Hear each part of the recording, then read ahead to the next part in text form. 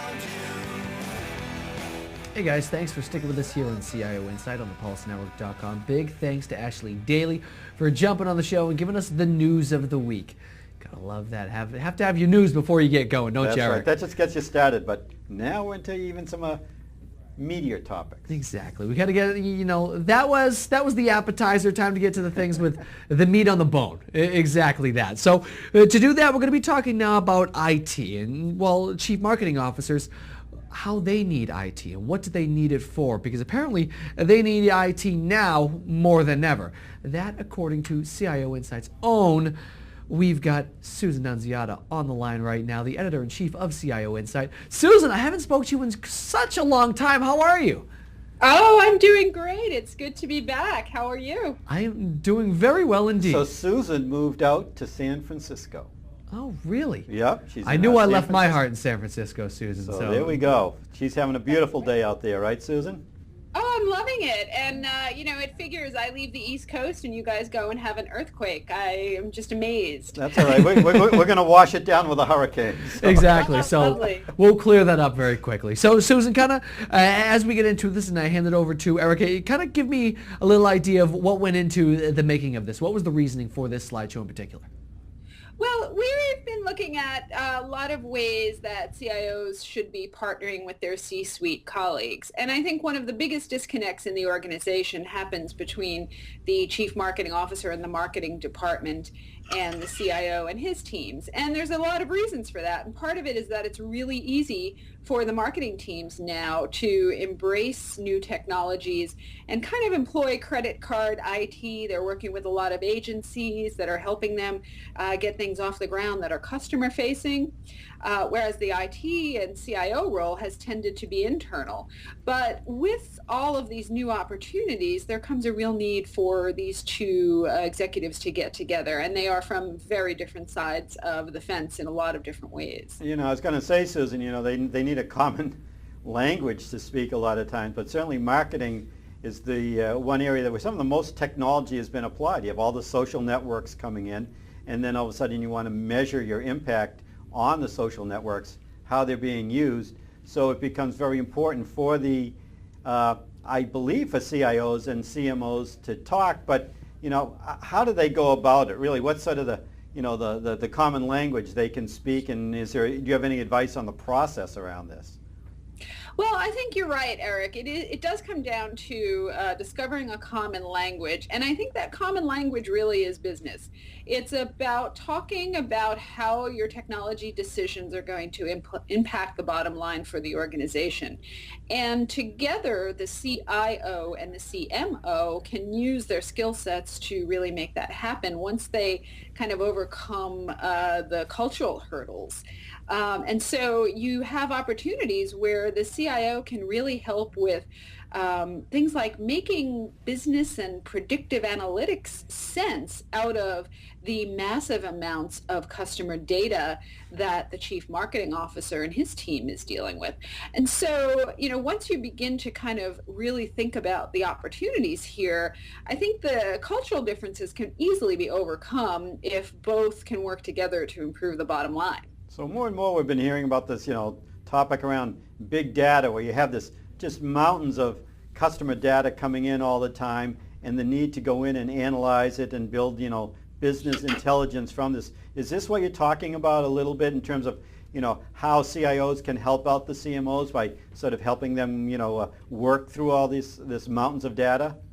Absolutely. If you are able to give them tools that can quickly process what is being said about the organization, for example, in a social network, and then relate that to buying trends, for example, if you're in a retail organization, and to be able to analyze how both of these completely separate worlds come together in the back end of your organization, how social networking sentiment and sales are entwined. I think, you have a really powerful case to be made for that kind of analysis, and it's really challenging, obviously, to be able to make that happen. But I think that's where a lot of organizations are looking to bridge the gap.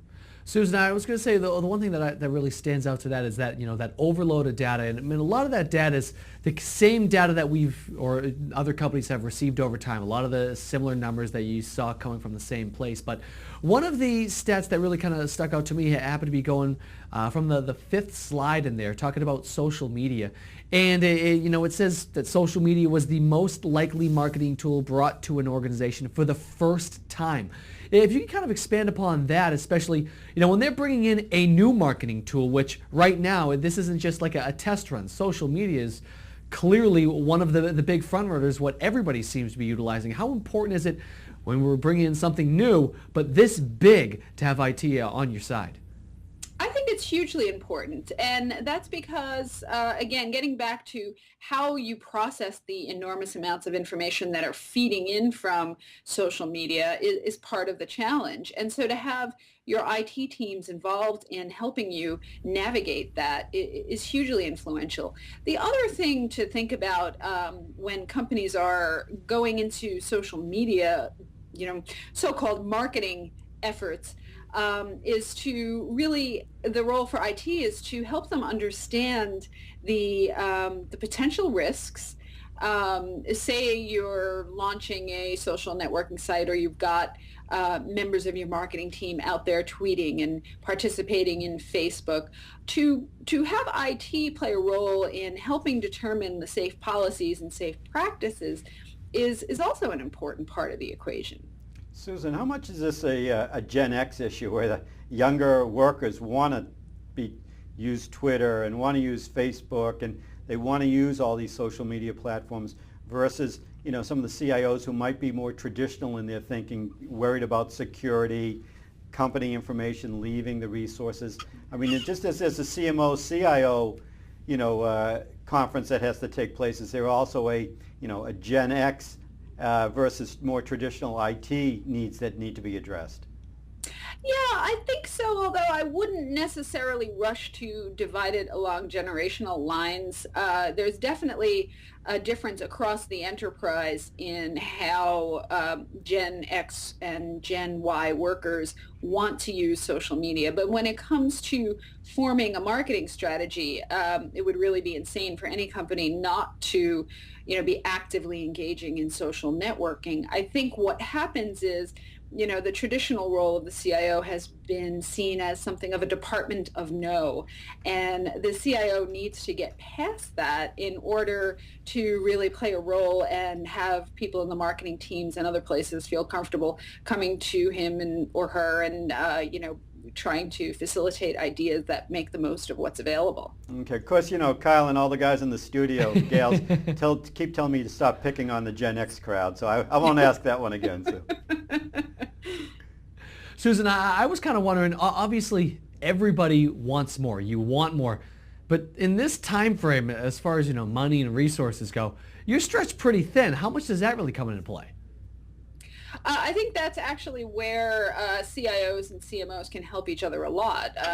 Time has a real value to it.